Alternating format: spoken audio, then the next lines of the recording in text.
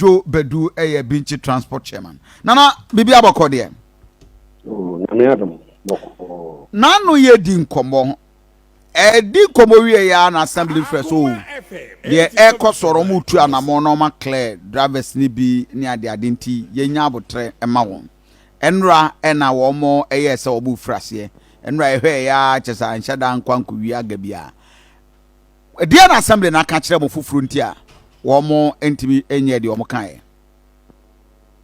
Yo Kofi meda aseminia mechia atiefo anopai Kofi no kre se de wo kan na on se da no na me ka bibi se KMA minimo mo minim se de o musitie se be bia o mo fe no mo ne ye kan ayibia aye na ada asem but me kan na minua no na on timase Kofi se Kofi what fre and penfo nyina I that transport no meeting enti obi ogina kwan ho bia no depending ewu ana omo gina kwan ho no kora ebi bai no bi ama ebi bai meeting bi enti after meeting no na wanam ntuo no ofi utimi san to nsa fre sa omo gina kwan ho no ko meeting.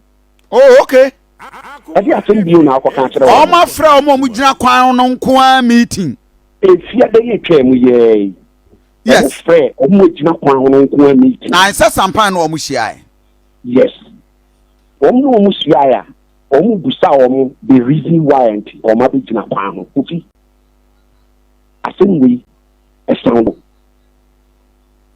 nipa no wa kasa se emra ma kwan se empuse wa man permitting kwa emra man kwan se original kwan ho edi load what's that meeting I'm a penny regional chairman for branch station master na ba meeting am wa ya we say juma no yes na wo se kono ntimi be yi wo mu nyina firi ho adwoade be du abo yi wo mu firi ho ni fiada na wo fro mu meeting esa de wo mu kotena se bisa se de enti na wo makugina kwan e mu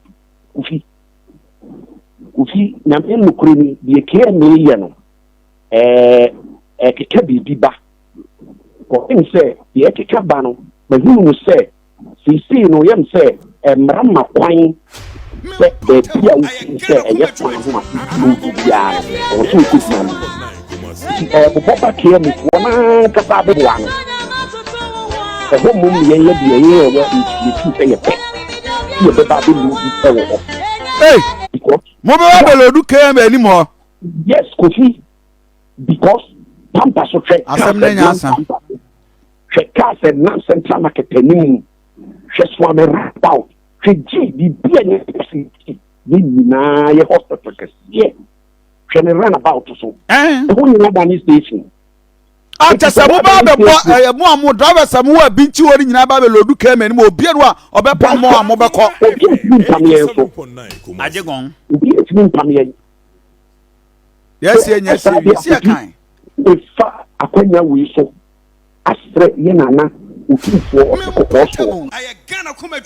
Reno edidim obi otimo nke bi obani bia ode ne nkasa se krono se ye peniye pa ji se ditu KMA politicians yen anyesa ni krono ebe basa.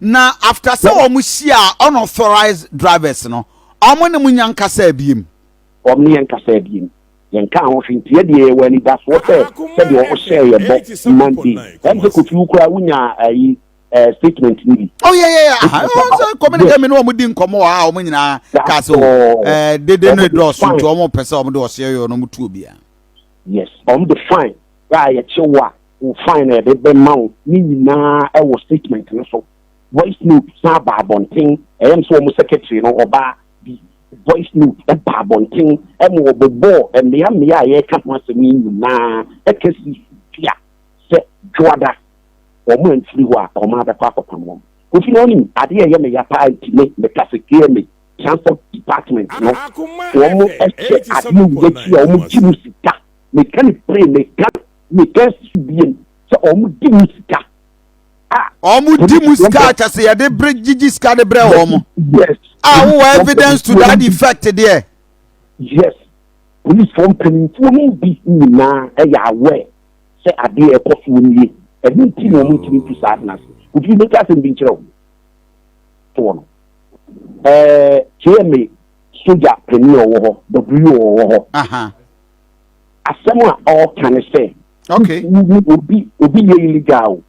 It as a soldier, I'll book here in the bank. I will not operation be our woolly and more corner. Which me catch them say, oh, you won't war, Kitwa, and I'll say, yes, you buy. Yes, you buy, now you my. Almost 2 day, or more, any 10 year, a bit near Basso. See, as some more can say, you people. Oh, an only meeting, the security head no a catcher home. I want to cut roda. Some may mistake me as someone may can remember. Send your catch room, send your head and your two. Eh, na ubi tu omo ye ben ya ubi tu omo no na chefe o ma umetibre kufi most of the bibia ba bontin for Monday going any peninfo na ofrefre o mo nse ka say GPRTU any protoa any other unions no and penifo na da no no omo ko ma fed up say meeting no ko omo ma so fresh am penifo we nyina ba no mun nyina betina se na so kasa asem wi na ko wi ase wo san wa no e kasa ya a che sempen fon ko a wo buo mo ntia meeting na for wo fe wa bra en fasu bia ni so I want to understand this. KMA mayor money na share in person sometime and probably money Randy share one on one baby communication anything.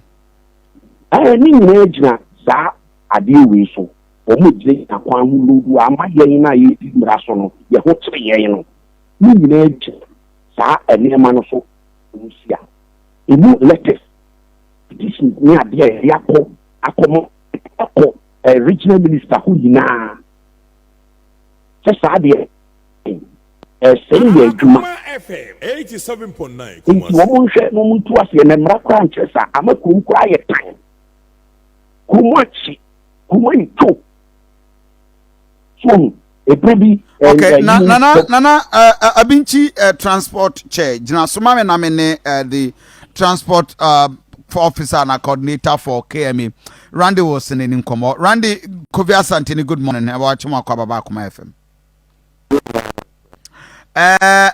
Ye nyamo directives any statement nanka Monday move frasier apamo all unauthorized drivers. What happened? Mufrasier akwa could be 87.9 Kumasi.